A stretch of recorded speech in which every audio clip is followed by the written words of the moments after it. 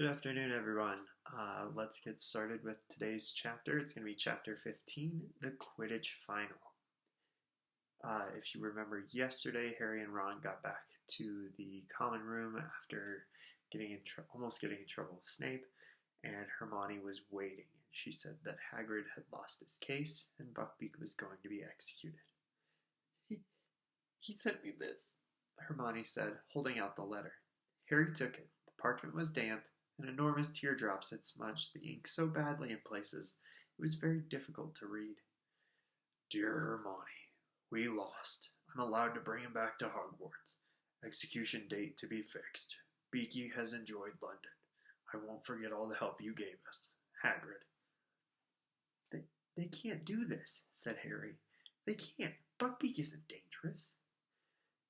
Malfoy's dad frightened the committee into it, said Hermione, wiping her eyes. You know what he's like. There's a bunch of doddering old fools, and they were scared. There'll be an appeal, though. There always is. Only I can't see any hope. Nothing will have changed. Yeah, it will, said Ron fiercely. You won't have to do all the work alone this time, Hermione. I'll help. Oh, Ron! Hermione flung her arms around Ron's neck and broke down completely. Ron, looking quite terrified, patted her very awkwardly on the top of the head. Finally, Hermione drew away. Looks pretty awkward to me. Ron, I'm really, really sorry about Scabbers, she sobbed.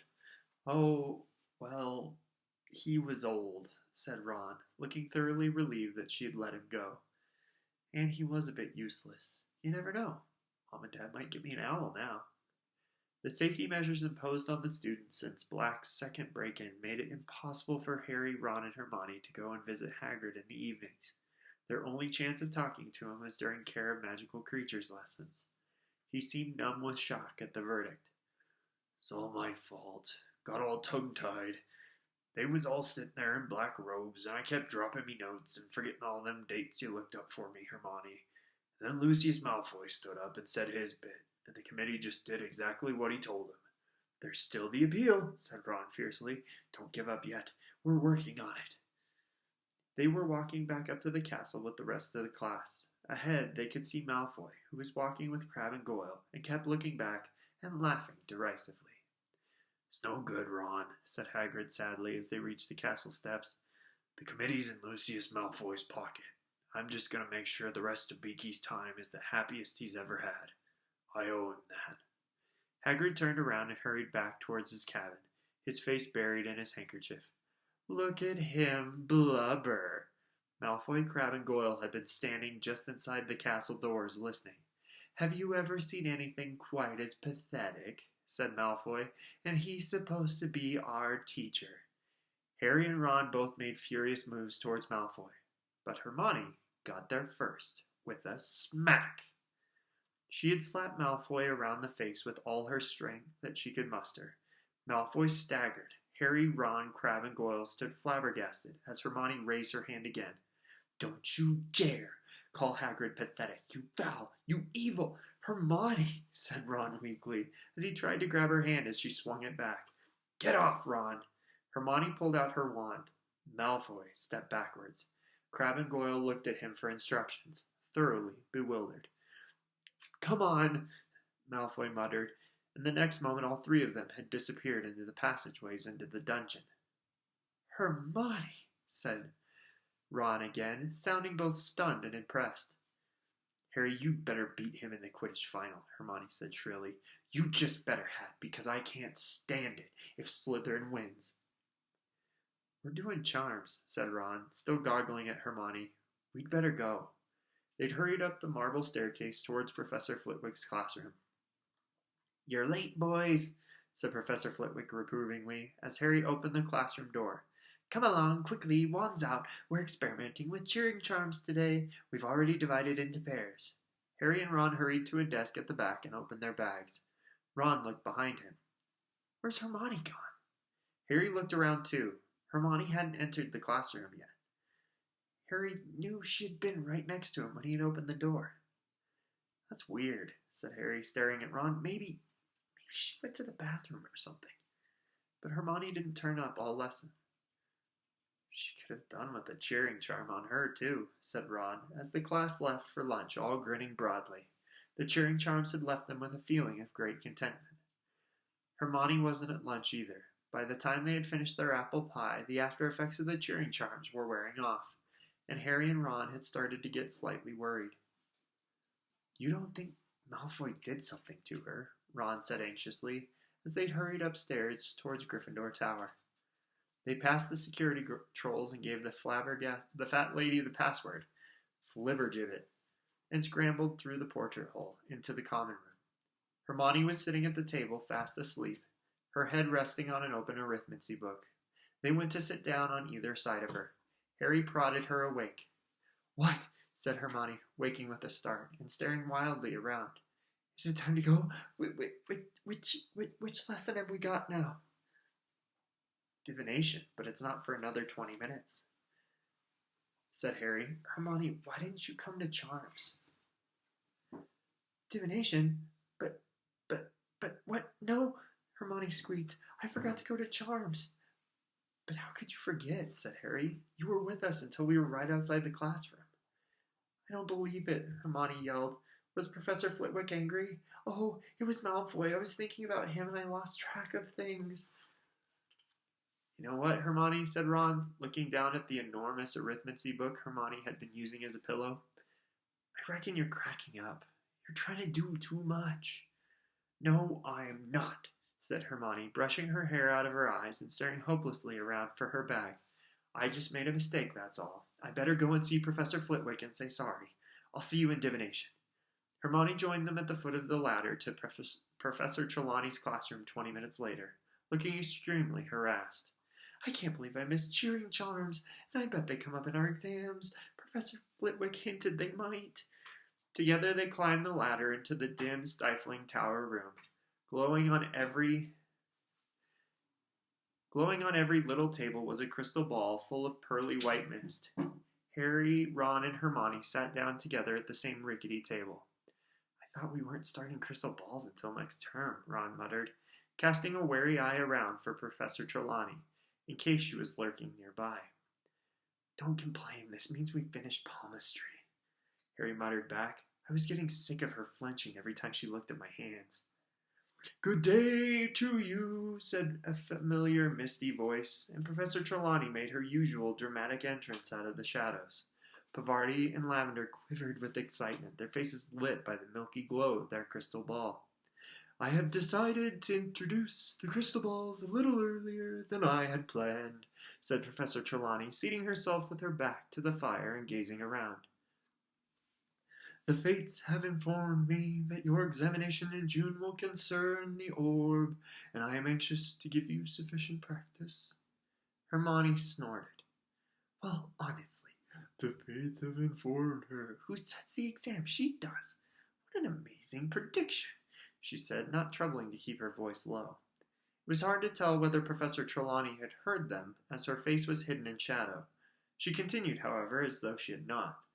Crystal gazing is a particularly refined art, she said dreamily. I do not expect any of you to see when you first peer into the orb's infinite depths. We shall start by practicing relaxing the conscious mind and external eyes. Ron began to snigger uncontrollably and had to stuff his fist in his mouth to stifle the noise. So as to clear the inner eye and the superconscious, perhaps, if we're lucky, some of you will see before the end of class. And so they began. Harry at least felt extremely foolish, staring blankly at the crystal ball, trying to keep his mind empty when thoughts such as, this is stupid, kept drifting across it. It didn't help that Ron kept breaking into silent giggles and Hermione kept tutting. Seen anything yet? Harry asked, after a quarter of an hour's quiet crystal gazing.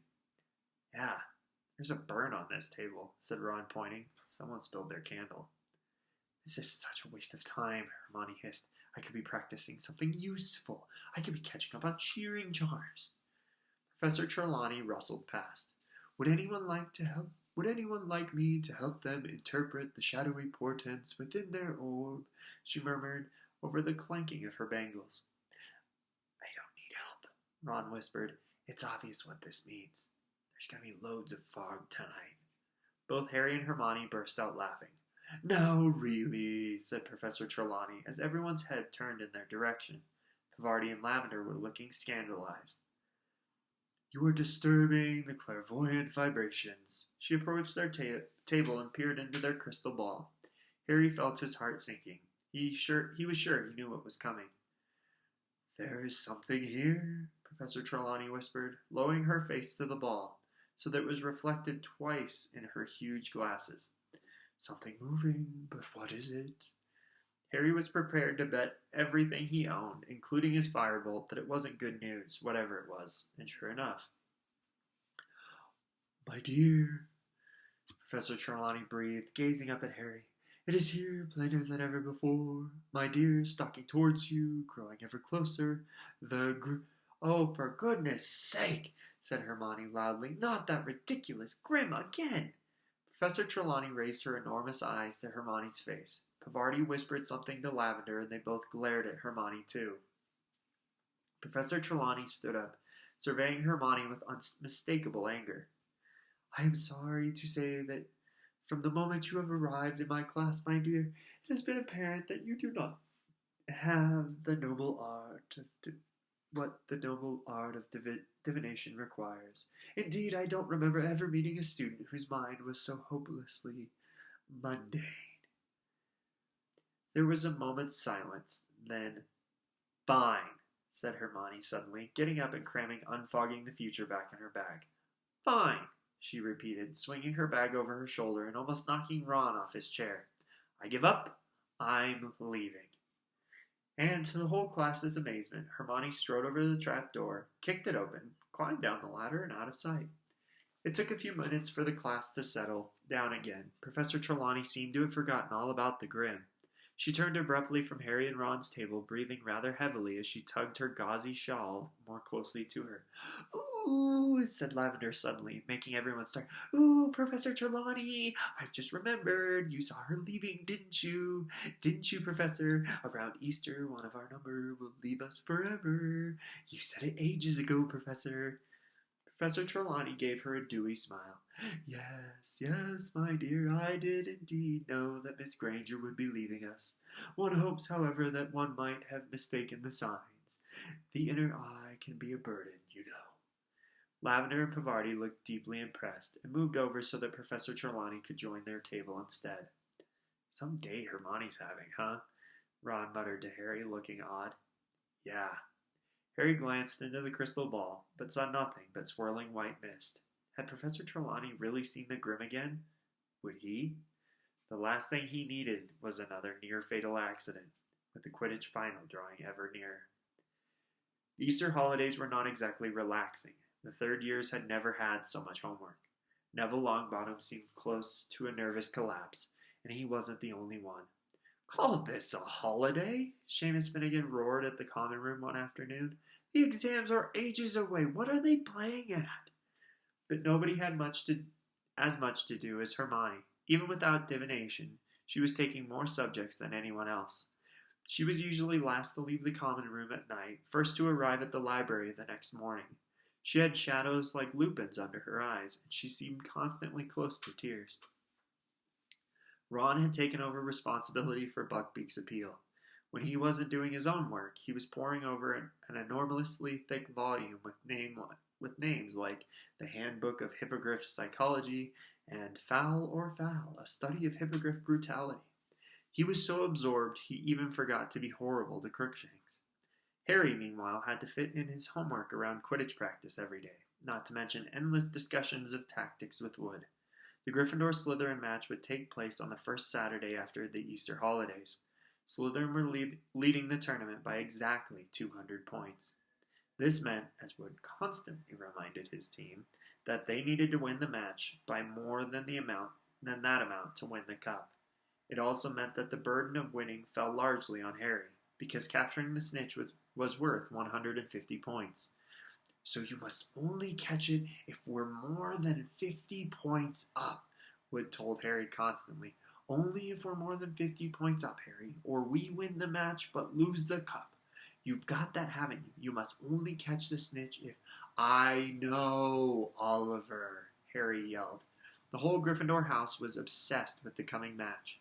Gryffindor hadn't won the Quidditch Cup since the legendary Charlie Weasley, Ron's second oldest brother, had been Seeker, but Harry doubted whether any of them, even Wood, wanted to win as much as he did.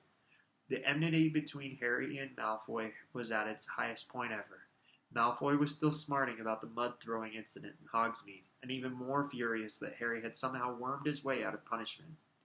Harry hadn't forgotten Malfoy's attempt to sabotage him in the match against Ravenclaw, but it was the matter of Buckbeak that made him the most determined to beat Malfoy in front of the entire school. Never, in anyone's memory, had a match approached in such a highly charged atmosphere. By the time the holidays were over, tension between the two teams and their houses was at a breaking point. A number of small scuffles broke out in the corridors, culminating in a nasty incident in which a Gryffindor 4th year and a Slytherin 6th year ended up in the hospital wing with leaks sprouting out of their ears. Harry was having a particularly bad time of it. He couldn't walk to class without Slytherins sticking out their legs and trying to trip him. Crabbe and Goyle kept popping up wherever he went and slouching away looking disappointed when they saw him surrounded by people.